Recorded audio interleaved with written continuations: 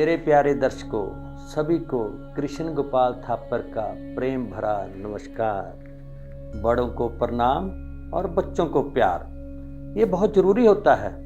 बच्चों से प्यार करना भी ज़रूरी होता है, बड़ों का आशीर्वाद लेना भी होता है। तो दोस्तों, पिछले एपिसोड में हमने आपको जन्म राशि के बारे में पढ़ाया था।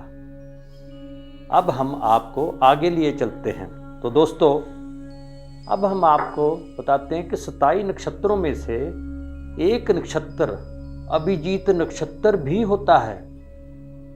बहुत लोगों ने सुना नहीं होगा। जो ब्राह्मण लोग हैं, हमारे विद्वान लोग हैं, उनको तो सबको तो पता है, वो तो ज्ञानवान है बहुत ज़्यादा। मैं ही एक बहुत छोटा अज्ञानी आदमी आपको थोड़ा सा ज्योतिष के बारे में सिखाने की कोशिश करता हूँ। हमेशा डाउन टू अर्थ रहिए, भगवान आपका आशीर्वाद बना रहेगा, बड़ों का आशीर्वाद भी बना रहेगा। अगर आप अभिमान में कुछ करोगे तो सामने गिर जाओगे, कुछ कर नहीं पाओगे। अभिमान तो बड़ों बड़ों का टूट गया। तो इसलिए नम्रता से चलो, डाउन टू अर्थ चलो, भगवान आपका बाजू अवश्य पकड़ेगा। तो दोस्तों, अब मैं आपको आगे लिए चलता हूं कि 27 नक्षत्र अभी हमने आपको बताए थे। उनके नाम वो आगे बताएंगे आपको, क्योंकि वो यहाँ हम लिख के बता सकते हैं, मगर ऐसा है आपको ना वो पंचांग लेना पड़ेगा कि उसके बीच में सारा लड़ीवार आपको सारा ज्ञान प्राप्त होगा। जब हम पढ़ा रहे हैं, जब वो पढ़ोगे तो आपको बिल्कुल समझ आ जाएगा। तो एक नक्षत्र 27 के बाद एक नक्षत्र एक अभिजीत नक्षत्र होता है। वो बहुत ही बढ़िया नक्षत्र होता है, जो कि 21वें नक्षत्र के बाद 22वें नक्षत्र भी कुछ हिस्सा होता है, 21वें नक्षत्र का भी कुछ हिस्सा होता है। उसको मिलकर 4.14.13 डिग्री का होता है। वैसे नक्षत्र तो 13.20 डिग्री का होता है। ये 4.14.13 कहाँ से होता है? 360 डिग्री का चक्कर जो है ना, ये 360 डिग्री का चक्कर पूरा होता है तो वो 276.40 डिग्री से 280.54.13 डिग्री तक का जो डिग्री है, 4.14.13 डिग्री का, ये एक अभिजीत नक्षत्र होता है, जिसका अधिष्ठाता देवता ब्रह्मा जी हैं, जो कि जीवों के दाता हैं। ये देखो, अब उसके बाद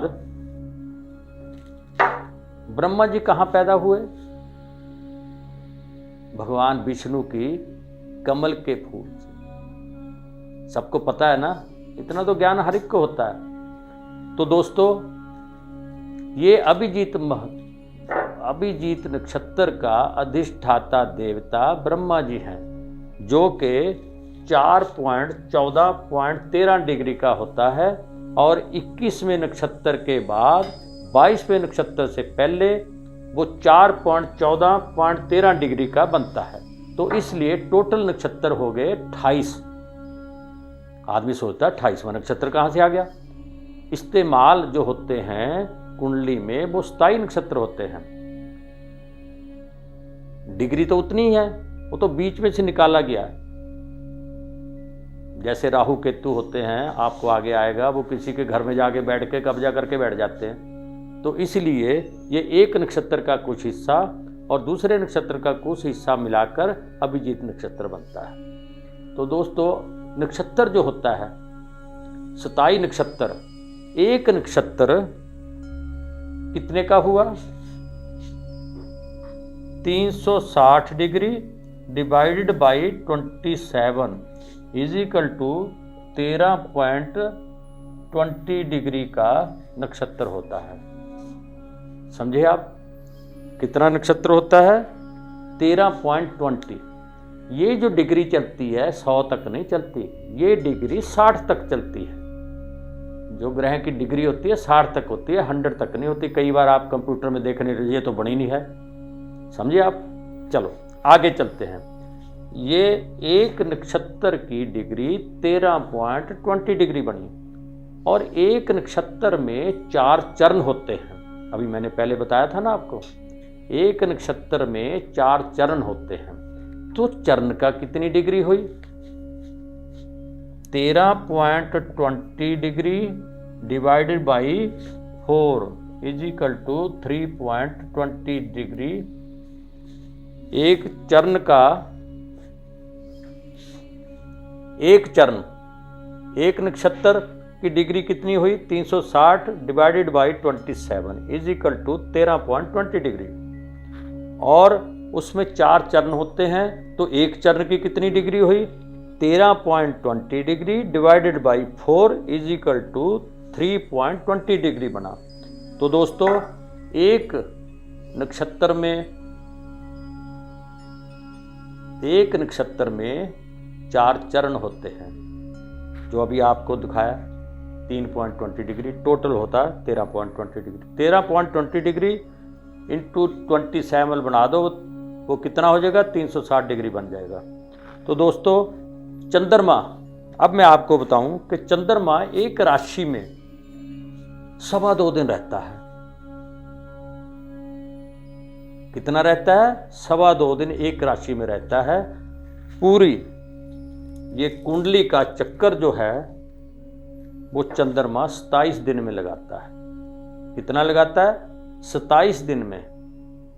तो दोस्तों चंद्रमा एक राशि में 2.25 दिन रहता है। उसमें कितने होते हैं? 2.25 नक्षत्र। और कितने चरण होते हैं? 9 चरण। तो एक चरण लगभग 6 घंटे का होता है। कितना होता है? लगभग 6 घंटे का होता है।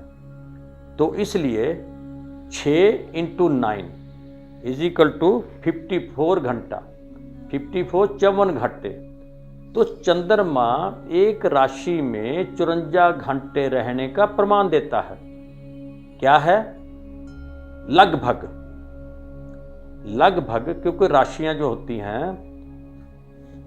होती हैं थोड़ी बहुत है, उसमें चंद्रमा में टाइम में फर्क पड़ जाता है, मगर टोटल जो है वो 27 दिन में चक्कर लगाता है। और एक घर में 2.25 दिन, एक राशि में 2.25 दिन रहता है और लगभग 54 घंटे रहने का प्रमाण देता है।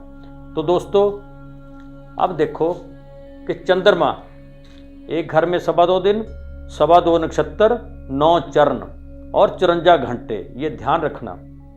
तो दोस्तों आज का एपिसोड यहाँ ख़त्म करते हुए आपसे निवेदन करते हैं कि आप घर में बैठे लर्न कीजिए, ज्ञान प्राप्त कीजिए। जो कोई ऐसी चीज़ आपको समझ ना आए, मैंने बोला वो टांग आप अपने घर के पास कोई किताबों की दुकान हो वहाँ से ले लीजिए। और उसके बाद ध्यान रखिए कि एक मैं आज आपको छोटा सा विषय, आज को अपनी ज़िंदगी को अच्छा बनाने के लिए आपको एक चीज़ बताता हूँ कि जो इंसान सुबह उठकर अपने माता पिता के चरण स्पर्श करता है उसका भाग्य बलवान होता है, बृहस्पति बलवान होता है, सूर्य बलवान होता है और उसके कार्य बनते रहते हैं। तो दोस्तों जिन्होंने आपको पैदा किया उससे बड़ा कोई भगवान होता नहीं।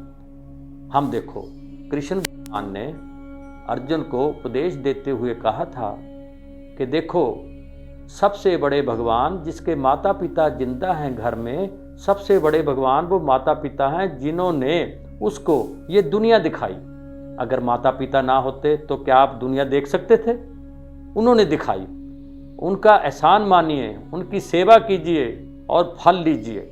तो दोस्तों आज का एपिसोड मैं यही ख़त्म करते हुए आपसे अनुरोध करूंगा, हंसते रहो, खुश रहो, घर में सुख शांति बने रहे और निरोग रहो। सभी को कृष्ण गोपाल थापर का नमस्कार।